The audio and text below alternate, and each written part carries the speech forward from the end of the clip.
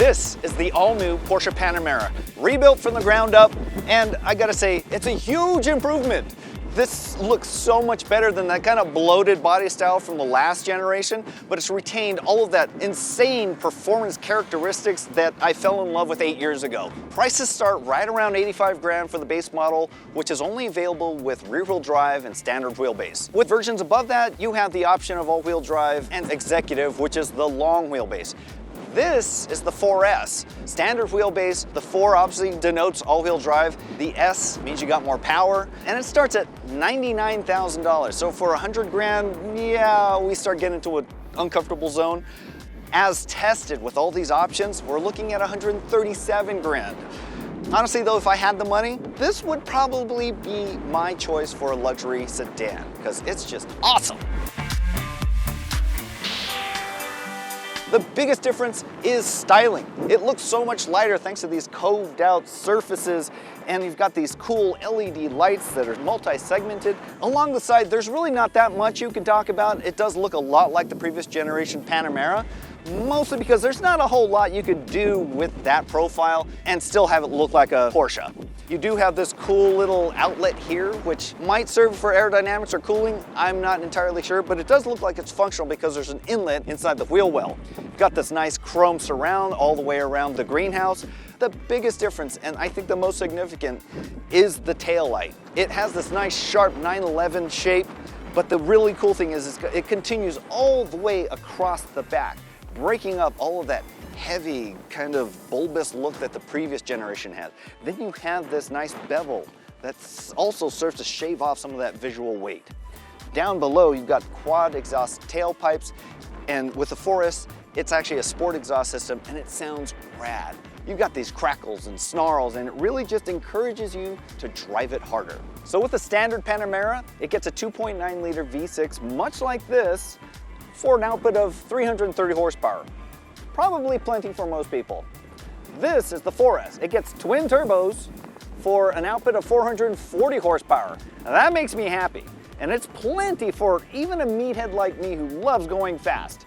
However, if you need more, there's the E-Hybrid, which combines electricity and a combustion engine for a combined output of 680 horsepower.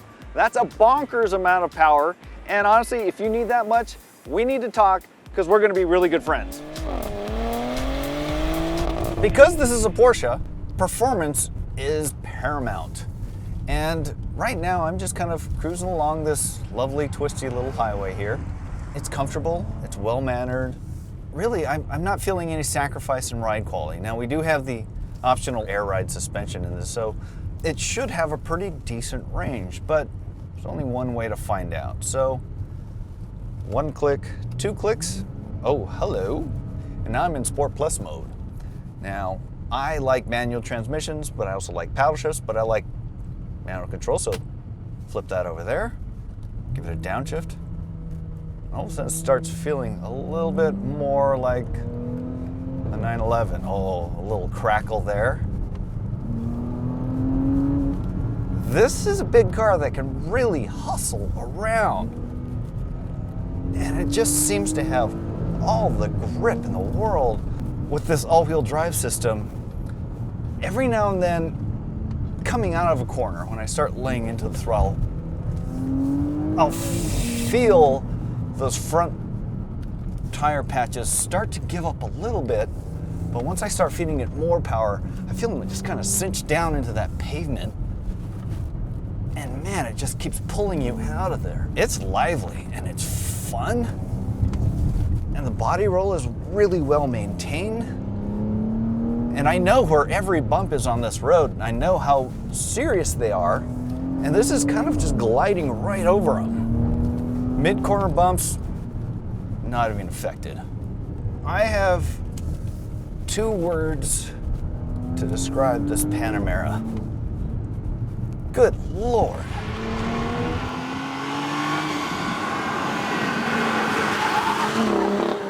Wow. So if there's any doubt that a Porsche Panamera isn't or is a real Porsche, put him to rest.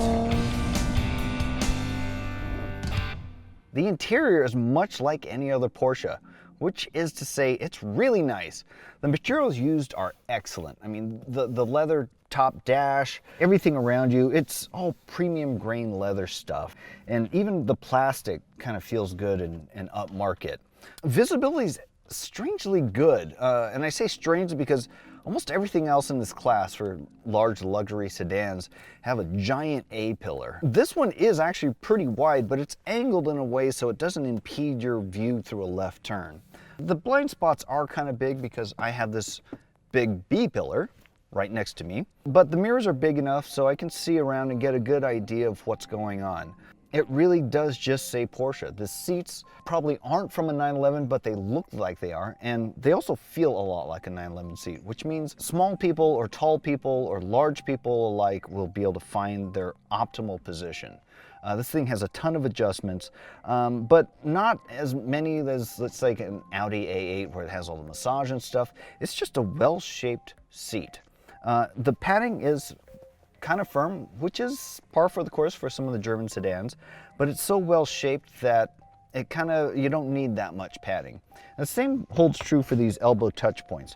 They're pretty thinly padded, they're pretty firm, but they're well angled and well shaped so that they're comfortable. As far as control of all the systems, I'm not that impressed actually. There are a lot of buttons on the steering wheel, but unfortunately, what's missing is a skip button for, let's say, your iPhone or whatever portable media device you have. There's a customizable button right here, it has a little diamond on it, and you can actually program it to skip forward, but so far it hasn't worked, at least with Apple CarPlay, so that's kind of a bummer.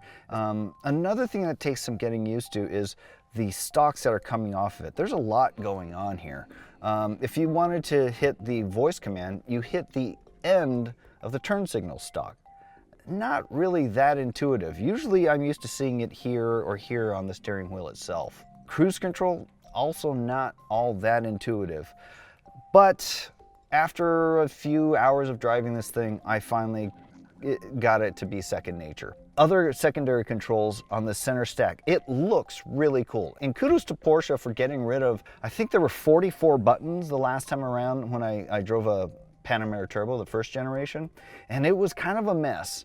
Now this, it looks a lot cleaner. Problem is, they're not physical buttons, so if you're driving along and you want to activate something, you can't just feel for a button. You actually have to take your eyes off the road and look at what you're doing, and that's kind of a distraction that's pretty unnecessary. So I don't know what to tell Porsche. You had too many buttons last time, now you have too few. You just can't win, I'm sorry. It's got Porsche gauges, even though just the center one is an actual gauge, a tachometer. And that's cool. I mean, that means if you've got a big center tach, that means you actually have to pay attention to the revs, especially if you're using manual mode with these paddles. It won't shift automatically to the next gear if you're bouncing off the rev limiter. Flanked on both sides are these multi-function displays. And on one side, you have some of the adaptive cruise control operations. On the other side, you have the typical trip meter. Then they both open up to be a navigation screen. All of these gauges and all these readouts are super legible in any light condition. And yeah, they just work really well. So another knock on practicality with the Panamera is storage. In particular for your personal items. You've got a big cup holder and a small cup holder, and that's fine. But the problem too is this bin is kind of oddly shaped because these are permanent. And putting my cell phone in here, it kind of had to wrestle it towards the back for it to fit and close. You only have one USB port, which is kind of a problem nowadays since everybody has a device and everybody's running out of juice. So yeah, I would expect another port somewhere. So here I am in the back seat of the Panamera, which really truly is the whole reason for the Panamera existing at all. And they're really nice. These seats are a lot like the front seats. They don't have as many adjustments, but they're shaped pretty much identically, which means they're comfortable. They're comfortable for hours at a time. You have some adjustments for the seat back angle here and some lumbar as well, and that's really quite nice. As far as legroom, I have plenty. For an average sized guy, totally adequate. You do have a lot of controls back here for climate control and navigation. You have control over this sunroof as well. And you have these privacy shades. You kind of have a really small cup holder here and one USB port. Again, I'd expect 2 at least. You have a center armrest here. And as you can see, there's no center seat. So this is a 4-passenger car. You have the option to go with 5-passenger car, so you get rid of all of this stuff and put a seat there. But really, with the big hump going through here with all the drivetrain stuff, it's kind of not a great place to sit. So here we're at the back of the Panamera 4S. It's kind of wide, it's kind of long, but it's kind of shallow too. And that's going to impede the bulkier objects fitting. There is a fix. It's called the Sport Turismo Panamera. It has more of a wagon-like hatch, and it attaches a lot of this stuff here to the bottom of the hatch, so you have a much lower liftover height. That's a smart solution. Plus, in my opinion, the Sport Turismo actually looks a little better too. So that's what we think of the Porsche Panamera. It may not be perfect for every need or every taste, but really, it's an epically good car. You'd be doing yourself a disservice if you didn't check it out. Let us know what you think. Leave a comment below and hit subscribe for more videos just like this.